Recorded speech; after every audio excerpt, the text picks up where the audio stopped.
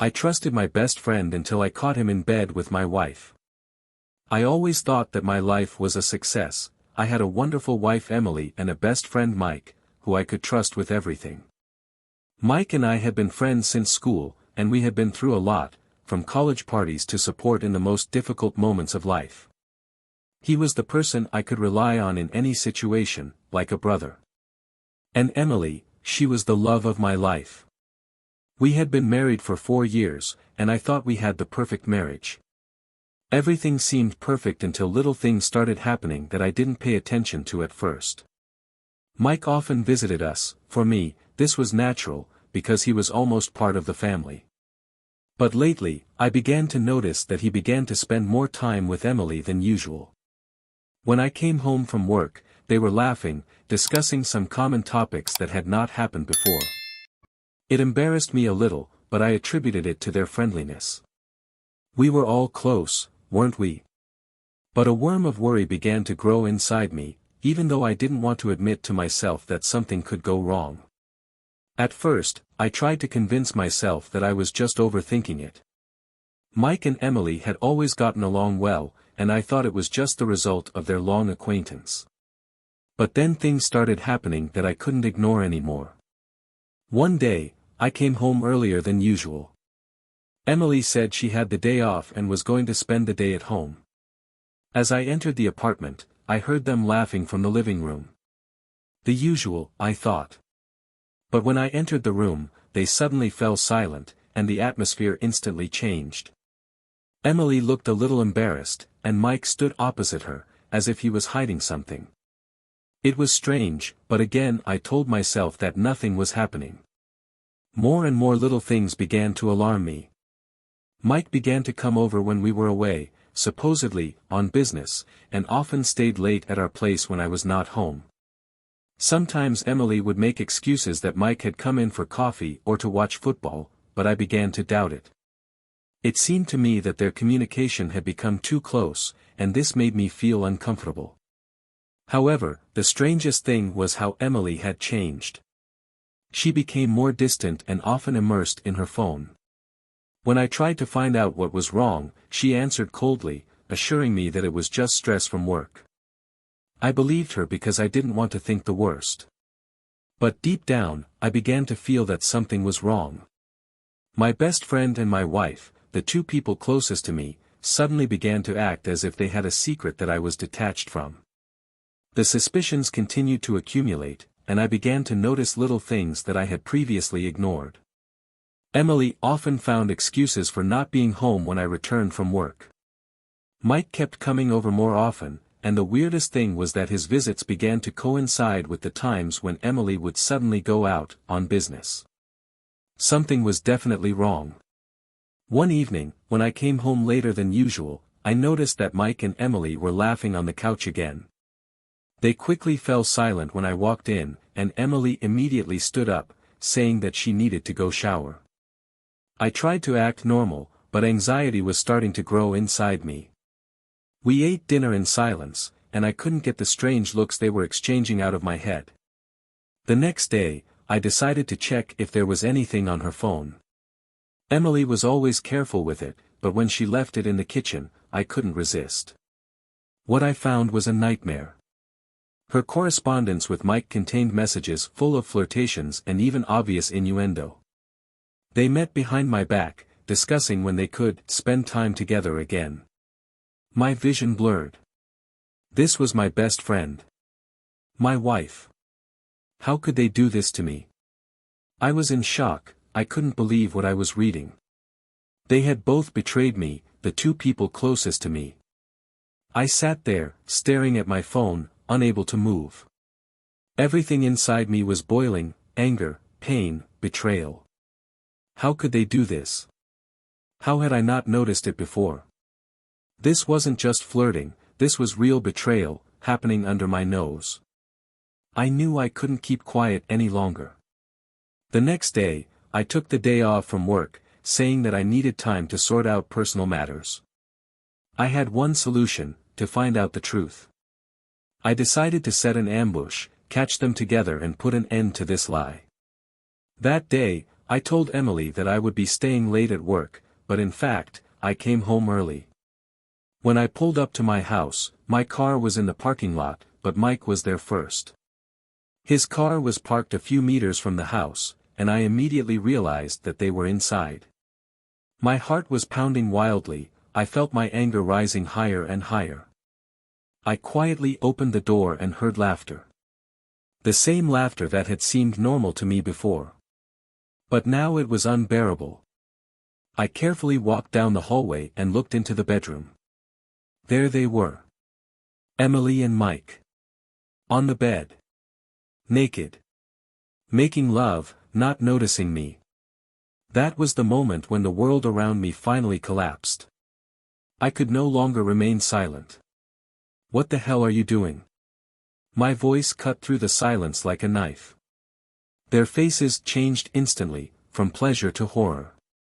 Emily jumped out of bed, trying to cover herself with a sheet, and Mike looked at me, not knowing what to say. I saw fear in his eyes, but nothing could stop me.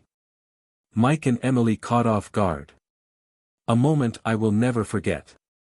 My heart was pounding so hard I thought I could hear it. I was so furious at this point that I felt like I could break down at any moment. Emily, her eyes full of terror, pulled the sheets up to cover herself, but her pale face had already given it all away.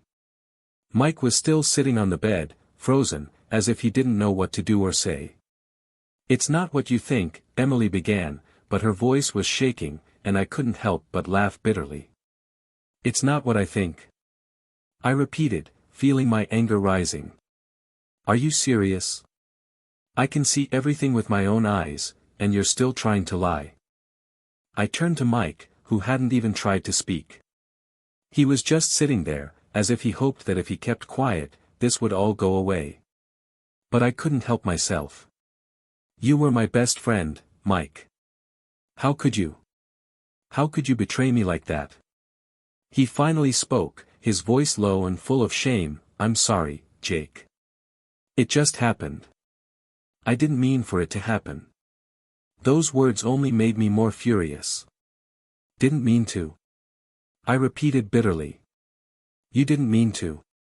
You made love to my wife in my house, Mike. Didn't you think about the consequences?" Emily started crying at that point, not tears of remorse, but rather tears of being caught. "We were just friends, this has gone too far. I didn't mean for you to find out like this." She tried to justify herself again, but it sounded so fake that I couldn't stand it anymore. "Do you really think you can justify this?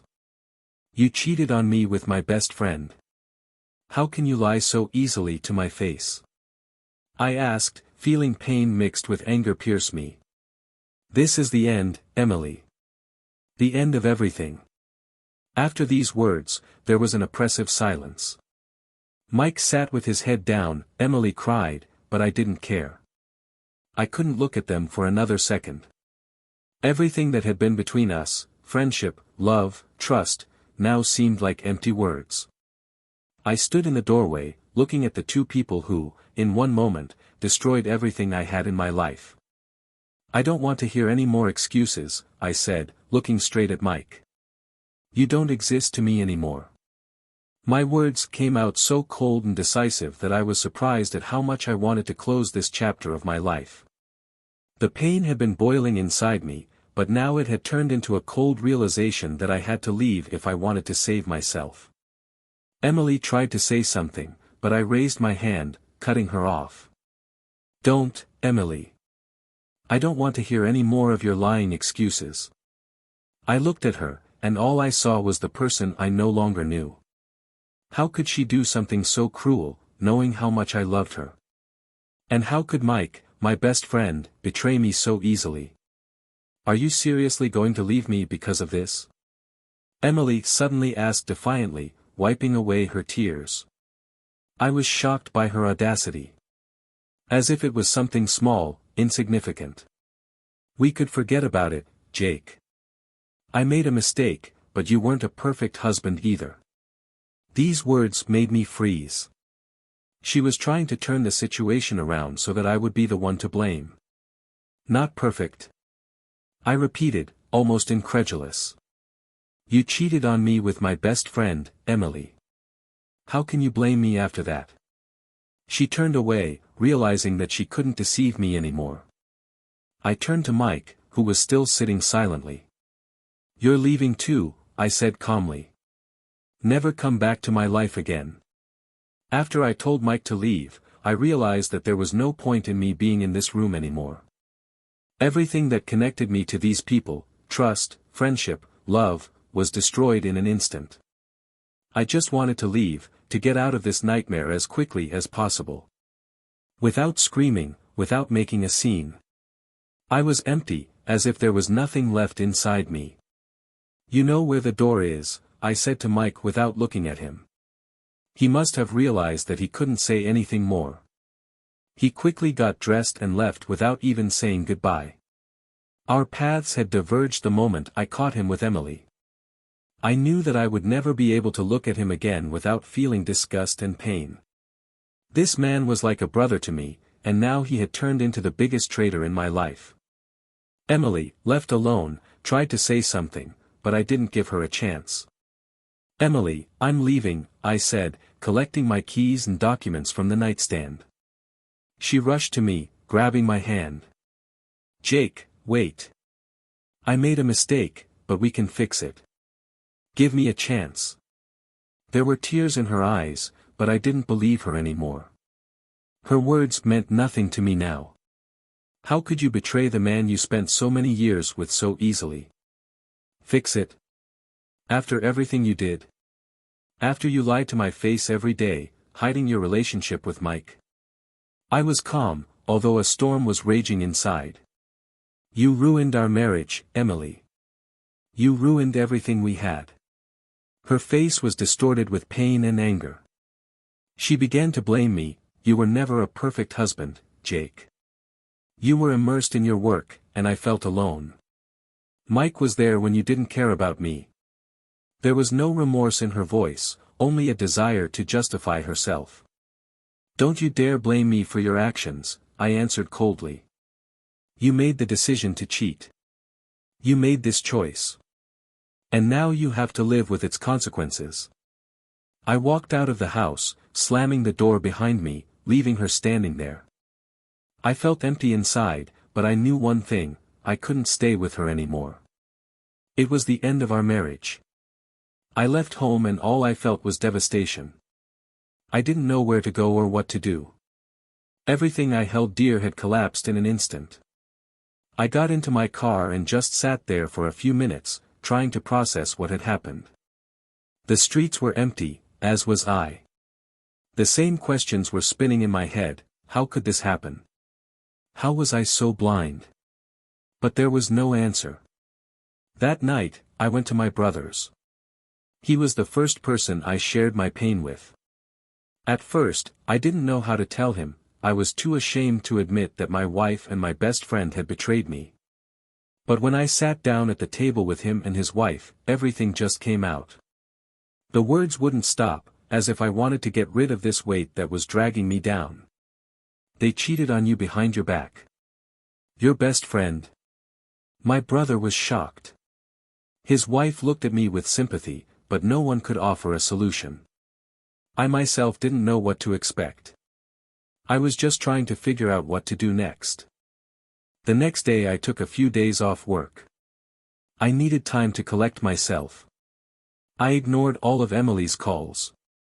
She tried to call, sent a bunch of messages, but I didn't even open them. I didn't have the strength to hear her voice. I didn't want to read her excuses.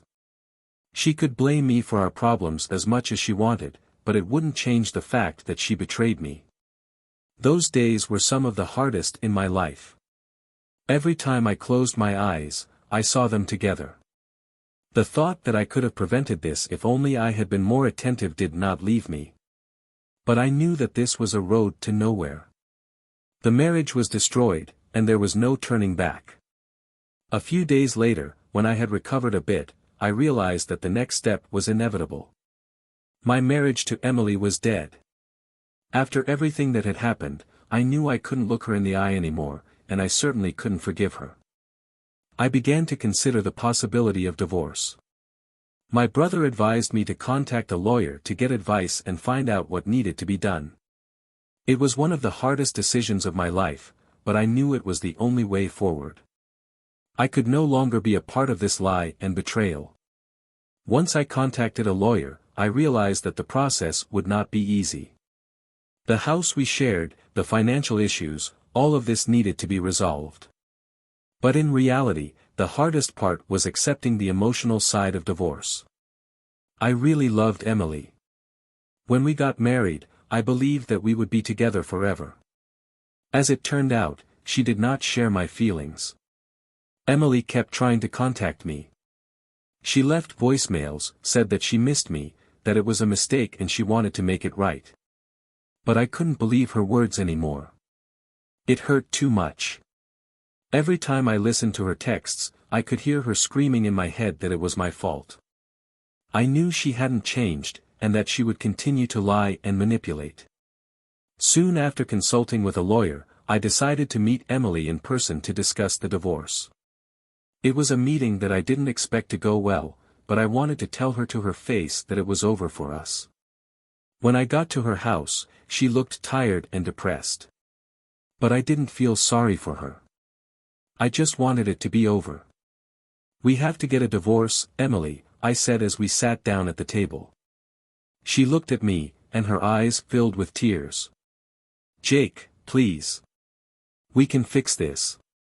I made a mistake, but you weren't perfect either. We can start over." Her words echoed what she'd said when I caught her with Mike. But now they didn't evoke any emotion. "No, Emily," I answered quietly. "We can't go back. I don't trust you anymore." When I told Emily that I no longer trusted her, her face twisted in a mixture of pain and rage. The tears in her eyes no longer evoked my sympathy. I was too exhausted to fall for her manipulations again. "Do you really think this is the right decision? Are you going to ruin everything?" Her voice was quiet, but I knew that inside she was seething. "I didn't ruin our marriage, Emily. You and Mike did it," I answered, trying to keep my temper. I didn't want to blame her or have a long argument anymore. I just wanted to end this conversation that was dragging us into the abyss. Emily, seeing that her tears weren't working, changed her tactics. "You were never perfect, Jake. We both know there were problems in our relationship. You were always so wrapped up in your work, you barely noticed me. Mike, he just gave me what you couldn't." Her voice became firm, but there was no remorse in it. She was still trying to justify her behavior. "Yeah, maybe I wasn't perfect," I admitted, although at that moment it seemed unnecessary. "But I never betrayed you. You made your choice, Emily. And that choice ruined everything." She fell silent, realizing that there was no point in arguing anymore. "You're just going to leave? We've been together for so many years, and now you're just going to leave everything?" Her voice became softer again, but I no longer responded to her attempts to manipulate. "I'm leaving," I said calmly. "And this is not just a decision. This is something I have to do for myself. I can't live with you anymore, knowing that you betrayed me so easily." My words sounded decisive, and I knew that I had finally made the right decision. Emily covered her face with her hands, and perhaps for the first time I felt that she realized that it was truly over. But for me, this was the last conversation. I didn't want to go back to that pain anymore. When I left Emily after that conversation, I felt a strange relief. It wasn't joy, rather, it was a cold but sober moment of understanding that I had made the only right decision. Now that everything was said, I didn't want to go back to those conversations, excuses, or accusations. I contacted a lawyer and filed for divorce officially. A mixture of emotions raged inside me, anger, disappointment, and also relief that I no longer had to play the role of a husband who was lied to.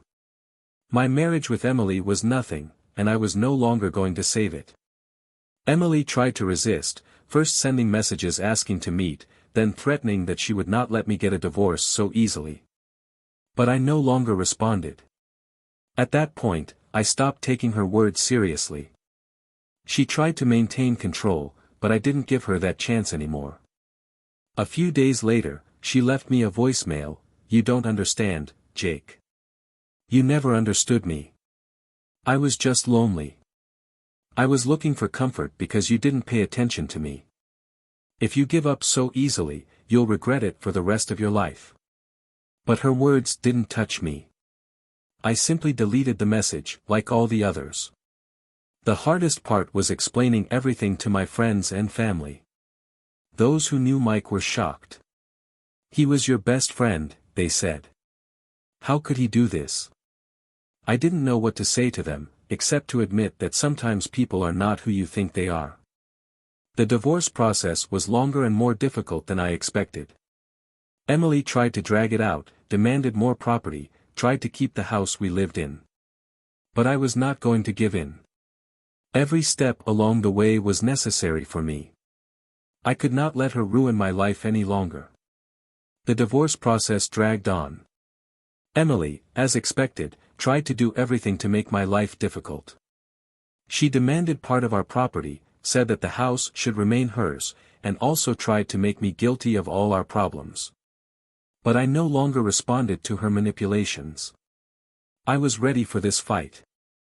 We met with lawyers, and each time I saw how she tried to stay afloat, playing on emotions. She complained that I was an insensitive husband, that I forgot about her, that our relationship fell apart because I worked too much. But all these accusations were empty. I knew that these were just her attempts to avoid responsibility for what she had done.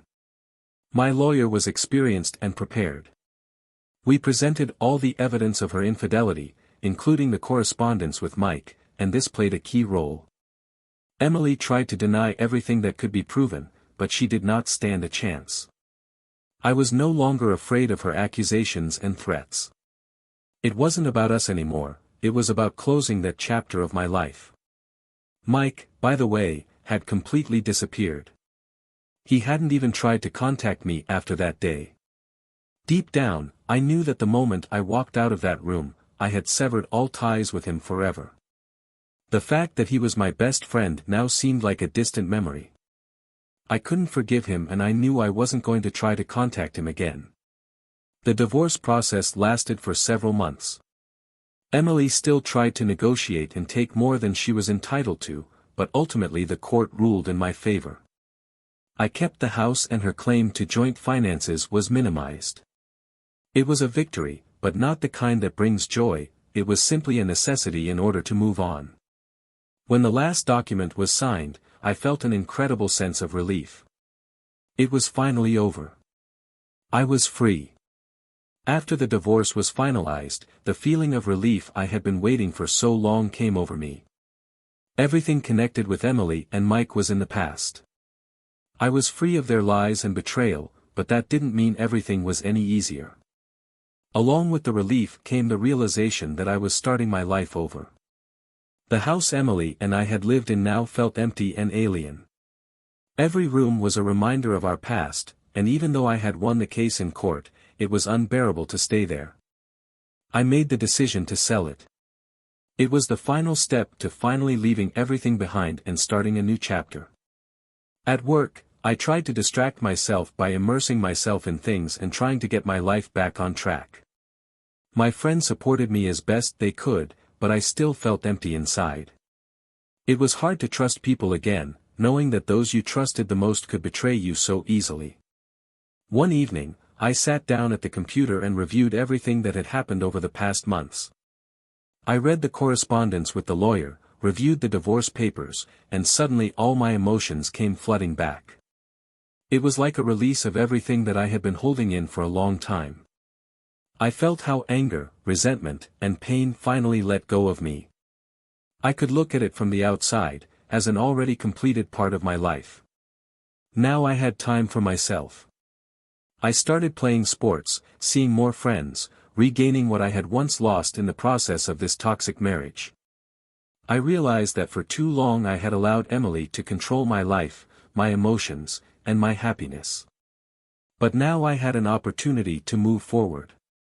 Every day I reminded myself that this was not the end, but a new start. Every day after the divorce brought the feeling that I was regaining control of my life. At some point, I realized that I needed to not only leave the past behind, but also build new guidelines for myself. It was not just getting rid of pain, it was liberation from the illusions in which I lived. Selling the house became a symbol of this liberation. When it finally went under the hammer, I felt like I had dropped a huge burden. This house was a reminder of my old life, of what happened in it. And now that it was no longer mine, I was able to finally close this chapter. I rented an apartment in a different area, farther from the places that reminded me of Mike and Emily. It was a clean slate. Friends helped me get through this time. We often got together on weekends. I began to go out to social events again and even considered the idea of trying new acquaintances. It was difficult, trust in people was destroyed. But despite this, I understood that I could not close myself off forever. Work also became my salvation. I dove deep into projects that I had previously put off. It helped distract me, but more importantly, I began to feel confident again. I knew that I could build my own life, without looking back at those who had once betrayed me. The past was still with me, but it no longer determined my future. I began to notice that each day brought me less pain. Instead, I began to feel hope that there was a future ahead of me that I could control and that would not depend on the actions of others. A few months had passed since I had finally cut all ties with Emily and Mike. Life began to return to normal, although it would never be the same again. But I learned to appreciate this new reality. Everything I had gone through turned into an experience that helped me become stronger. The most important lesson I learned from this nightmare was the importance of trusting yourself. For too long, I ignored my inner warning signs, believed in people who were untrustworthy. I tried to maintain the illusion of happiness instead of facing the truth. But the truth, no matter how painful it is always better than living a lie. The betrayal of my best friend and wife was a heavy blow for me, but I no longer feel like a victim. It was their choice, their mistakes, and they no longer control my life. I have learned that you cannot allow other people to destroy your sense of self and peace of mind. Each person is responsible for their own path. As for the future, I no longer look at it with the same naivety as before. But I look at it with confidence. I know that I am capable of building new relationships based on honesty and trust, and that my life is not over just because someone close to me betrayed me. My advice to anyone who has faced a similar situation: do not be afraid of the truth. Sometimes it hurts to face reality, but it is the only way to freedom. Be strong and don't let other people's actions ruin your life. Sometimes the best thing you can do for yourself is to walk away, leave the past behind and start over. It's been a tough road, but now I know that every day brings new opportunities and life goes on.